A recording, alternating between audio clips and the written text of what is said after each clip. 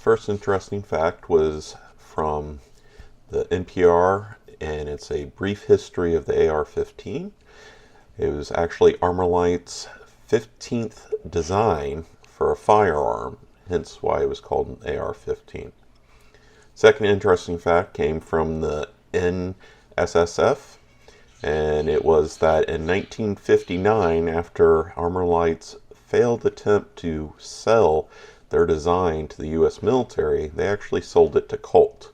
Then Colt took the AR abbreviation and kept that as the nomenclature, and then later on in the early 60s were able to sell it over to the military. And when it comes to cartridges, it's all relative to the person's needs. With me personally, having a couple herniated discs in my upper back, recoil is a big problem. So when looking at any rifle cartridge, I am looking at what causes less recoil. Hence why one of my preferred rifle cartridges is the 350 Legend, which in the AR platform gives significantly less recoil than any other platform.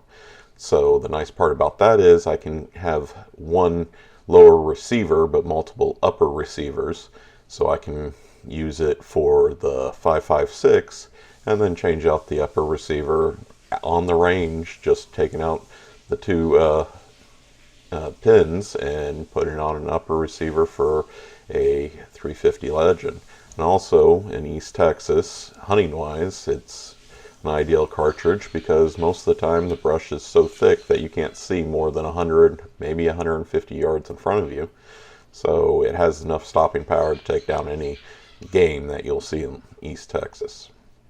Now again, cartridges are each person's preference, so what a cartridge that I think is good for East Texas, somebody in Alaska probably wants something fairly larger. So again, it's your area and what your physical limitations are.